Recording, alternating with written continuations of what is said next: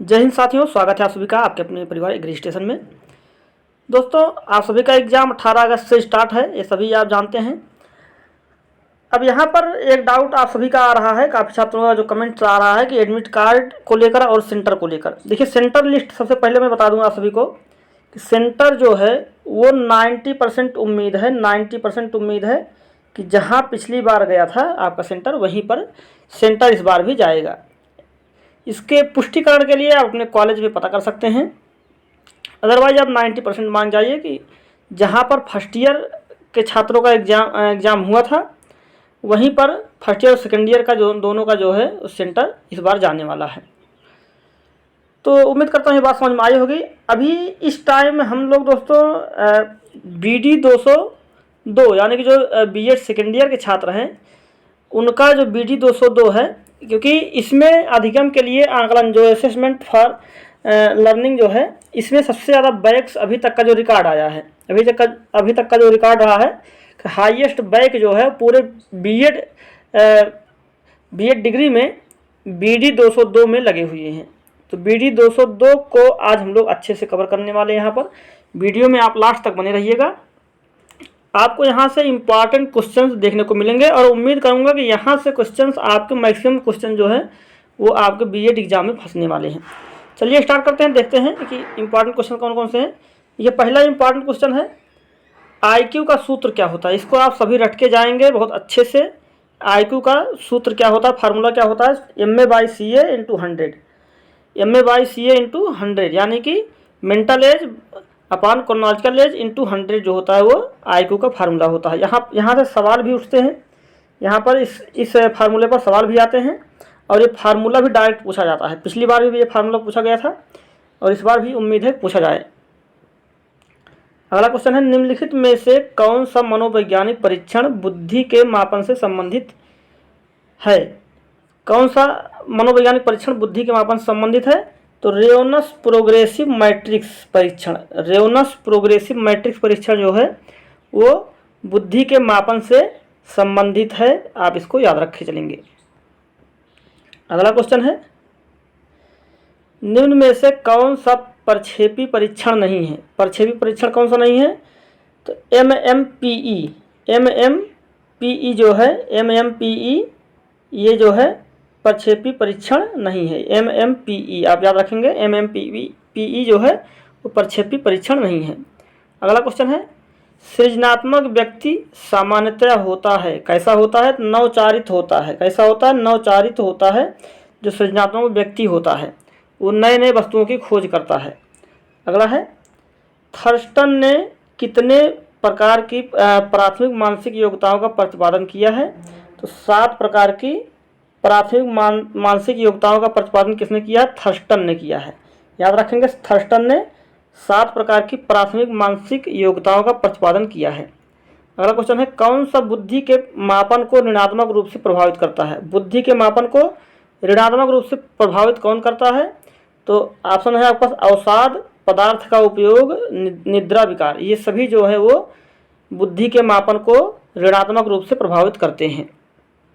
अगला क्वेश्चन है, बुद्धि कार्य करने की एक विधि है। बुद्धि कार्य करने की एक विधि है, किसने कहा, इसको कहा है वुडवर्थ ने। किसने कहा है, वुडवर्थ ने कहा है कि बुद्धि कार्य करने की एक विधि है। बुद्धि कार्य करने की एक विधि है, किसने कहा था, वुडवर्थ ने कहा था। अगला क्वेश्चन है, बुद्धि के प्रकार हैं। बुद्धि के प्रकार कौन कौन से हैं, अमूर्त बुद्धि, मूर्त बुद्धि, सामाजिक बुद्धि। ये सभी क्या हैं, ये सभी बुद्धि के प्रकार हैं। ये सभी बुद्धि के प्रकार हैं। अगला क्वेश्चन है, बुद्धि को विभेद और चयन करने की शक्ति माना जाता है। बुद्धि को विभेद और चयन करने की शक्ति माना है, किसने माना है, तो गाल्टन ने माना है। किसने माना है, गाल्टन ने माना है। देखिए, अगर वीडियो आप सभी को पसंद आ रहा हो, क्वेश्चंस पसंद आ रहे हो, हमारा मेहनत पसंद आ रहा हो, तो वीडियो को लाइक ज़रूर करें। सब्सक्राइब करें या ना करें, लेकिन लाइक ज़रूर कर दें। इससे हमारा जो है मनोबल बढ़ता है कि आप लोगों को पसंद आ रहा है हमारा मेहनत। और दोस्तों के साथ शेयर जरूर कर दें जिससे उनको ही पता चल सके। चलिए अगला क्वेश्चन है, बुद्धि लब्धि होती है। देखिए, अभी IQ का फार्मूला हम लोगों ने ऊपर देखा था, इसके बाद फिर देखो दोबारा आया हुआ है। बुद्धि लब्धि का फार्मूला क्या होता है, IQ का फार्मूला क्या होता है, तो MA/CA × 100 यानी कि मानसिक आयु बटे वास्तविक आयु गुणे 100। मानसिक आयु बटे वास्तविक आयु गुणे 100 जो होता है ये बुद्धि लब्धि का फार्मूला होता है। अगला क्वेश्चन है, गैरट के अनुसार बुद्धि के प्रकार हैं। गैरट के अनुसार बुद्धि कितने प्रकार की होती है? तो 8 प्रकार की होती है। अगला क्वेश्चन है, टर्मन के अनुसार 100 से 120 बुद्धि लब्धि के बीच आने वाले बच्चे किस श्रेणी के होते हैं? तो श्रेष्ठ बुद्धि के होते हैं। वो श्रेष्ठ बुद्धि के होते हैं जो 100 से 120 के आते हैं। टर्मन के अनुसार है ये, टर्मन के अनुसार। सामान्यता सभी जानते होंगे 90 से 110 वाले जो बच्चे होते हैं वो सामान्य बुद्धि वाले होते हैं। उसके ऊपर वाले जो होते हैं प्रतिभाशाली होते हैं, 140 ऊपर वाले। तो ये सब आप अच्छे से रट के जाएंगे, IQ लेवल जो होता है। बुद्धि व्यक्ति की एक समग्र अथवा संपूर्ण मानसिक योग्यता है, किसने कहा है? इसको कहा है स्टर्न ने। स्टर्न ने क्या कहा है कि बुद्धि व्यक्ति की एक समग्र अथवा संपूर्ण मानसिक योग्यता है। किसने कहा? स्टर्न ने कहा है। बुद्धि का द्विकारक सिद्धांत किसने दिया था? स्पीयरमैन ने दिया था। इसको याद रख लेंगे, इंपॉर्टेंट है। स्पीयरमैन ने बुद्धि का द्विकारक सिद्धांत दिया था। अगला क्वेश्चन है, किसी जनसंख्या का औसत IQ मान कितना होता है? तो औसत IQ मान जो होता है लगभग सामान्यतः 100 होता है। कितना होता है? उन्होंने बताया आपको कि 90 से लेकर 110। तो यानी कि एवरेज अगर लेंगे तो 100 जो है वो IQ लेवल आ जाएगा। भाटिया बैटरी बुद्धि परीक्षण में कितने उप परीक्षण होते हैं? तो आप याद रखेंगे, भाटिया बैटरी बुद्धि परीक्षण में 5 उप परीक्षण होते हैं। 5 उप परीक्षण होते हैं। 2020 में क्वेश्चन पूछा गया था ये। अगला क्वेश्चन है, प्रतिभाशाली आते हैं। प्रतिभाशाली किस में आते हैं? तो 140 से ऊपर वाले जो होते हैं वो प्रतिभाशाली में आते हैं। प्रसिद्ध मनोवैज्ञानिक बिने थे कहाँ के रहने वाले थे?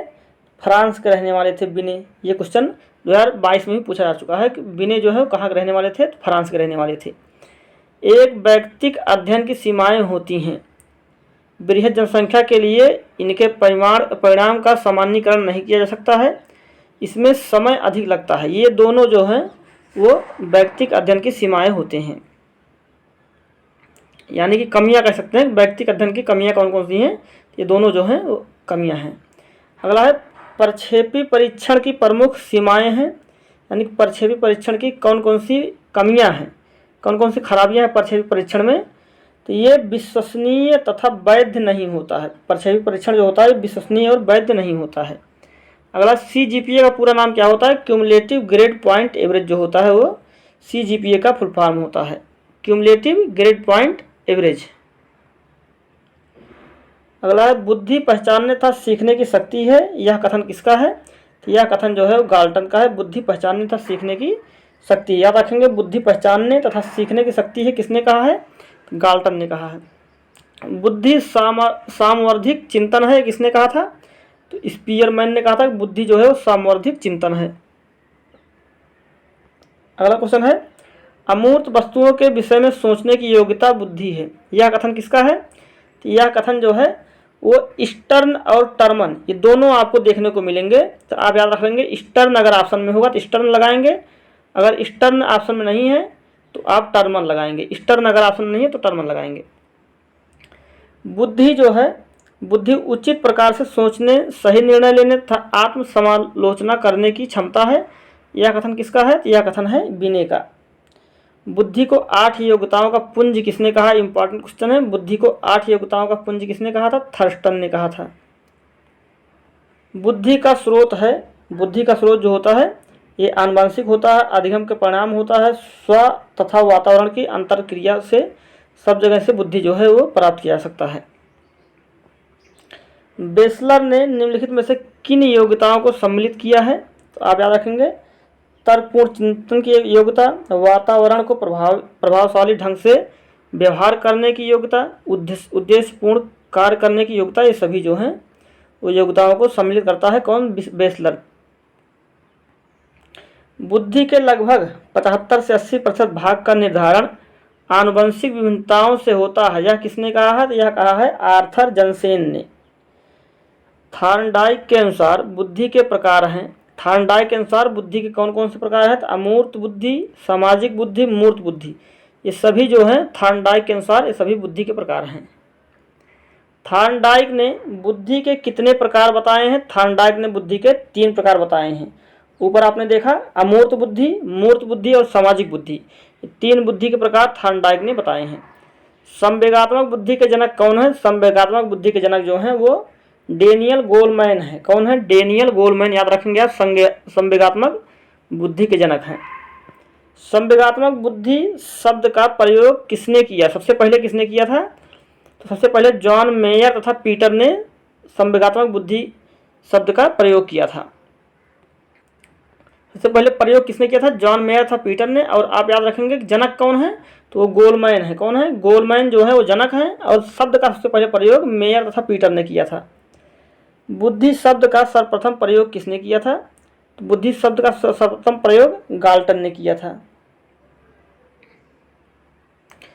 अमूर्त वस्तुओं के विषय में सोचने की योग्यता बुद्धि है, यह किसने कहा? यह कहा था, देखिए हमने आपको बताया था टर्मन और स्टर्न, दोनों में कन्फ्यूजन आपको मिलेगा। यहाँ पर देखिए स्टर्न दिया हुआ है, यही क्वेश्चन ऊपर आपने देखा होगा, तो वहाँ पर टर्मन दिया हुआ था। तो स्टर्न और टर्मन दोनों ऑप्शन में अगर रहेंगे तो आप स्टर्न को लगाएंगे, अगर नहीं रहेगा तो टर्मन को भी लगा सकते हैं। अगला है थॉर्नडाइक के अनुसार कौन सी यांत्रिक बुद्धि कहलाती है? तो यांत्रिक बुद्धि जो होती है मूर्त बुद्धि को यांत्रिक बुद्धि कहते हैं। मूर्त बुद्धि को यांत्रिक बुद्धि और स्थूल बुद्धि दोनों जो है मूर्त बुद्धि को कहते हैं। देखिए अगला क्वेश्चन आ गया आपका, किसे स्थूल बुद्धि के नाम से जाना जाता है? तो मूर्त बुद्धि को स्थूल बुद्धि के नाम से जाना जाता है। गायक बुद्धि किसे कहते हैं? गायक बुद्धि भी मूर्त बुद्धि को कहते हैं। तो मूर्त बुद्धि के 3 नाम हो गए। कौन कौन से नाम हो गए? तो स्थूल बुद्धि, गायक बुद्धि और यांत्रिक बुद्धि। अगला है तरल बुद्धि किसे कहा जाता है? तरल बुद्धि जो होता है वो आनुवंशिक बुद्धि को तरल बुद्धि कहा जाता है। याद रखेंगे आनुवंशिक बुद्धि को तरल बुद्धि कहा जाता है। ठोस बुद्धि किसे कहा जाता है? अर्जित बुद्धि को ठोस बुद्धि कहा जाता है। जो अर्जित किया जाता है बुद्धि उसे ठोस बुद्धि कहते हैं। जो आनुवंशिक रूप से मिलता है, ऑलरेडी जो है गॉड गिफ्टेड होता है, उसे तरल बुद्धि कहा जाता है। बुद्धि का 2 खंड यानी कि द्विकारक सिद्धांत किसने दिया था? द्विकारक सिद्धांत जो है वो स्पीयरमैन ने दिया था, ऊपर पढ़ लिया होगा आपने। बुद्धि के बहुखंड सिद्धांत का प्रतिपादन किसने किया था? बहुखंड सिद्धांत के प्रतिपादक जो है वो थॉर्नडाइक हैं। समूह तत्व सिद्धांत में थर्स्टन के अनुसार समूहों की संख्या कितनी है? समूहों की संख्या कितनी है? 7 है। बुद्धि का समूह कारक सिद्धांत किसने दिया था? थर्स्टन ने समूह कारक सिद्धांत दिया था। थर्स्टन ने कौन सा सिद्धांत दिया था? समूह कारक सिद्धांत दिया था। और बहुखंड सिद्धांत किसने दिया था? थॉर्नडाइक ने दिया था। बहुखंड सिद्धांत और समूह कारक सिद्धांत थर्स्टन ने दिया था। बुद्धि के त्रितत्व सिद्धांत में कारक हैं। त्रितत्व सिद्धांत में तीनों कारक हैं, जी कारक, एस कारक, समूह कारक। ये तीनों कारक जो हैं वो त्रितत्व सिद्धांत में आते हैं। बुद्धि का त्रितत्व सिद्धांत किसने दिया था?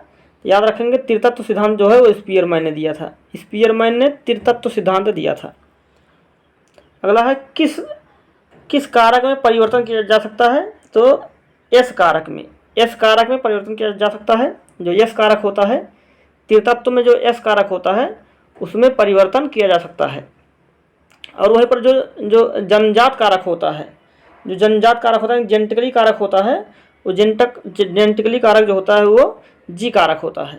वहीं पर परिवर्तन किया जा सकता है, यानी कि जो वातावरण से मिलता है वो यस कारक होता है। यस कारक कहाँ से मिलता है? वातावरण से मिलता है। और जी कारक जो होता है वो जेनेटिकली मिलता है, यानी कि आनुवंशिक रूप से मिलता है, जन्मजात होता है। देखिए अगला क्वेश्चन आपका आ गया, स्पीयरमैन के अनुसार जी कारक है। जी कारक क्या है? जन्मजात कारक। जन्मजात कारक यानी कि जो जेनेटिकली मिलता है आपको वो जी कारक होता है, और जो वातावरण से मिलता है वो यस कारक होता है। बालू का सिद्धांत बुद्धि के किस सिद्धांत को कहा जाता है? तो बहुकारक सिद्धांत को बालू का सिद्धांत कहा जाता है। बहुकारक सिद्धांत को बालू का सिद्धांत कहा जाता है। बुद्धि का त्रिविमीय सिद्धांत किसने दिया? तो बुद्धि का त्रिविमीय सिद्धांत जो है गिलफोर्ड ने दिया था, बुद्धि का त्रिविमीय सिद्धांत।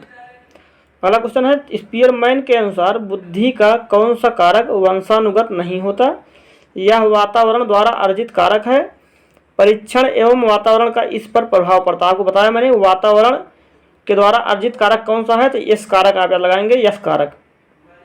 यस कारक जो होता है वो वातावरण से मिलता है, और जी कारक जो होता है वो जन्मजात होता है। किसने बुद्धि को विभिन्न कारकों का मिश्रण माना है जिसमें कई योग्यताएं निहित होती हैं? तो थॉर्नडाइक ने माना है। किस सिद्धांत को परमाणुवादी सिद्धांत भी कहा जाता है? याद रखेंगे बहुतत्व सिद्धांत को परमाणुवादी सिद्धांत भी कहा जाता है, बहुतत्व सिद्धांत को।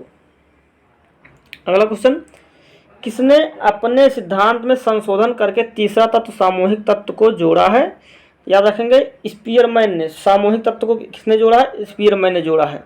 एक जी तत्व होता है, एक एस तत्व होता है और तीसरा जो है वो सामूहिक तत्व होता है। तो स्पीयरमैन ने इन तीन तत्वों को जोड़ा है। किसने बुद्धि की तुलना बालू के टीले से की तथा उन्होंने अपने आकृति, आकार, लंबाई, चौड़ाई आदि गुणों का समावेशन किया है? किसने किया है? थॉर्नडाइक ने किया है। अगला है, अल्फ्रेड बिने द्वारा दिए गए बुद्धि सिद्धांत को किस नाम से जाना जाता है?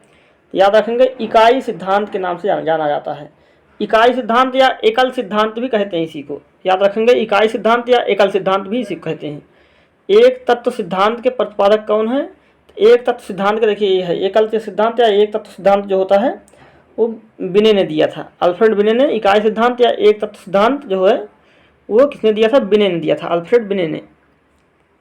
अगला क्वेश्चन है, मेंटल टेस्ट एवं मेजरमेंट के लेखक कौन है? मेंटल टेस्ट एवं मेजरमेंट के लेखक जो हैं वो कैटल हैं।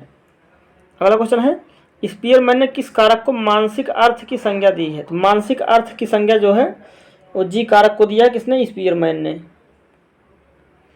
बुद्धि एक अखंड तथा अविभाज्य एक ही तत्व से निर्मित है, ये किसने कहा है?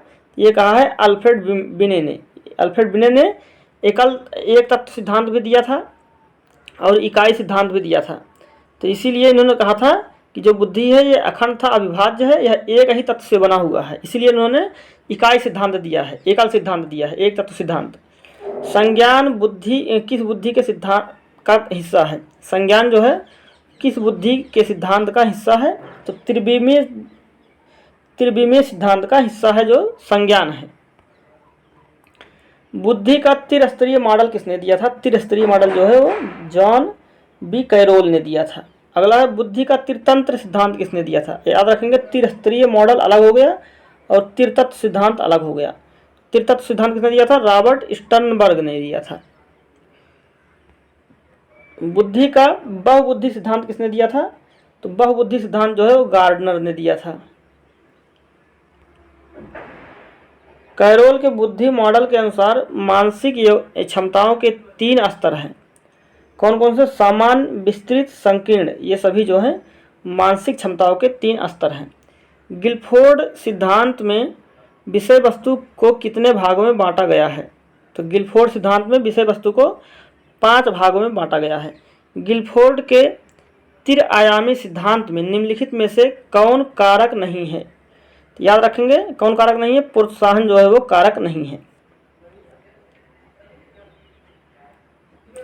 अगला क्वेश्चन है, गिलफोर्ड के अनुसार प्रणाली बुद्धि के किस संप्रत्यय से संबंधित है?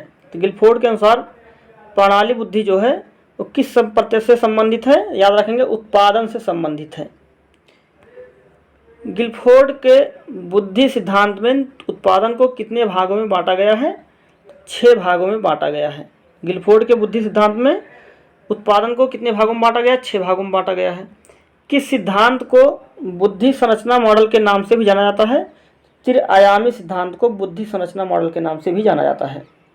ठीक है दोस्तों, इसको पढ़ने में आप सभी को बोरियत जरूर फील हो रहा होगा क्योंकि कन्फ्यूजन वाले क्वेश्चन हैं, एक जैसे मिलते जुलते क्वेश्चन सभी रहते हैं आंसर, तो इसलिए आपको प्रॉब्लम हो रही होगी। लेकिन इसलिए मैंने आपको स्टार्टिंग बता दिया कि सबसे ज़्यादा बैग लगने वाला सब्जेक्ट जो है वो BD 202 है। पूरे बीएड कोर्स में 2 साल में सबसे ज़्यादा बैग इसी में अभी तक का जो रिकॉर्ड है वो लगा हुआ है। तो इसको आप सभी अच्छे से पढ़ के जाएंगे।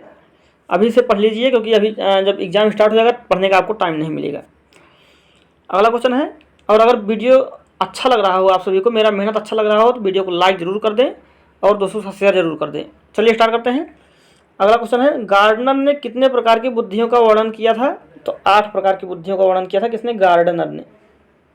और याद रखेंगे, गार्डनर ने ही क्या दिया था? बहुबुद्धि सिद्धांत भी दिया था।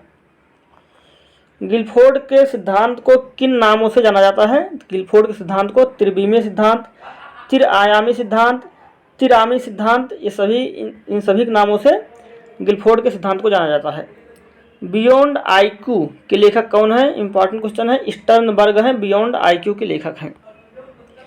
प्रकृतिवादी बुद्धि का संप्रत्यय किसने दिया था? प्रकृतिवादी बुद्धि का संप्रत्यय दिया था गार्डनर ने। किसने दिया था? गार्डनर ने दिया था प्रकृतिवादी बुद्धि का संप्रत्यय। अगला है, गिलफोर्ड ने सिद्धांत में संक्रिया के आधार पर मानसिक क्षमताओं को कितने भागों में बांटा है? 5 भागों में बांटा है गिलफोर्ड ने। याद रखेंगे, गिलफोर्ड ने जो है मानसिक क्षमताओं को कितने भागों में बांटा है? 5 भागों में बांटा है। किसी बालक की शारीरिक आयु 10 वर्ष, मानसिक आयु 13 वर्ष है तो उसकी बुद्धि लब्धि होगी। देखिए, हमने बताया था आपको स्टार्टिंग में भी, इस पर जो है क्वेश्चंस आते हैं, सवाल आते हैं इस पर लगाने को। आपको फार्मूला याद होगा कि MA/CA × 100, MA/CA × 100। इस पर आप सॉल्व करेंगे तो MA का मतलब होगा मेंटल एज, यानी कि मानसिक आयु 13 है, बटे जो है वो क्रोनोलॉजिकल एज जो है, यानी कि शारीरिक आयु, वास्तविक आयु जो है वो 10 है, तो गुणे 100 कर देंगे आप। यहाँ से काटेंगे तो 130 आ जाएगा। कितना आएगा? 130 जो होगा राइट आंसर होगा। अगला है, बुद्धि लब्धि ज्ञात करने का सर्वप्रथम सूत्र किस वैज्ञानिक ने दिया था? किस मनोवैज्ञानिक ने बुद्धि लब्धि ज्ञात करने का सर्वप्रथम सूत्र किसने दिया था? स्टर्न ने दिया था। अगला है, प्रतिदर्श सिद्धांत को और किस नाम से जानते हैं? प्रतिदर्श सिद्धांत को नमूना नाम से जानते हैं। नमूना सिद्धांत भी कहते हैं प्रतिदर्श सिद्धांत को। अगला क्वेश्चन है, पर्सनालिटी शब्द की उत्पत्ति किस भाषा से हुई है? तो लैटिन भाषा से हुई है पर्सनालिटी शब्द की उत्पत्ति। अगला, पर्सोना का अर्थ क्या है? पर्सोना का अर्थ है मुखौटा। पर्सोना का अर्थ क्या है? मुखौटा है। व्यक्तित्व व्यक्ति के व्यवहार की एक समग्र विशेषता या परिभाषा किसका है? वुडवर्थ का है। व्यक्तित्व गुणों का समन्वित रूप है या विचार किसका है? यह विचार है गिलफोर्ड का। अगला है, व्यक्तित्व संस्कृति का व्यक्तिक पक्ष है या विचार किसका है? यह कथन है फारिस का। किसने कहा व्यक्तित्व व्यक्ति के संगठित व्यवहार का संपूर्ण चित्र होता है? यह कथन किसका है? डेसील का। व्यक्तित्व के द्वारा हम भविष्यवाणी कर सकते हैं, किसने कहा है? तो यह कहा है कैटल ने। व्यक्तित्व के द्वारा हम भविष्यवाणी कर सकते हैं। किसका विचार है कि व्यवहार करने के ढंग, प्रसन्नता तथा आत्मविश्वास को व्यक्तित्व कहते हैं? यह किसने कहा है? वुडवर्थ ने कहा है। अगला है, स्प्रेंगर ने कितने प्रकार के व्यक्तित्व बताए हैं? तो स्प्रेंगर ने 6 प्रकार के व्यक्तित्व बताए हैं। अगला है, शेल्डन ने व्यक्तित्व को बताया है, क्या बताया है? एंडोमार्फिक, एक्टोमार्फिक, मेजोमार्फिक, ये सभी जो है शेल्डन ने ये सभी व्यक्तित्व के प्रकार बताए हैं। कार्ल युंग के अनुसार व्यक्तित्व है अंतर्मुखी एवं बहिर्मुखी दोनों होते हैं। कार्ल युंग के अनुसार जो व्यक्तित्व होता है वो अंतर्मुखी भी होता है और बहिर्मुखी भी होता है। सांख्य दर्शन के अनुसार व्यक्तित्व होता है रजोगुणी, तमोगुणी, सतोगुणी, ये सभी जो हैं सांख्य दर्शन के अंतर्गत जो है व्यक्तित्व के प्रकार हैं। दोस्तों, इस वीडियो के माध्यम से इतना रखते हैं क्योंकि वीडियो काफ़ी लॉन्ग हो जाएगा। नेक्स्ट वीडियो में फिर मिलेंगे नेक्स्ट कुछ इंपॉर्टेंट क्वेश्चन के साथ। वीडियो अगर आप सभी को पसंद आया हो तो वीडियो को लाइक कर दें, दोस्तों के साथ शेयर कर दें और चैनल को सब्सक्राइब करना बिल्कुल ना भूलें। चलिए नेक्स्ट वीडियो में फिर मिलेंगे, तब तक के लिए नमस्कार। जय हिंद, जय भारत।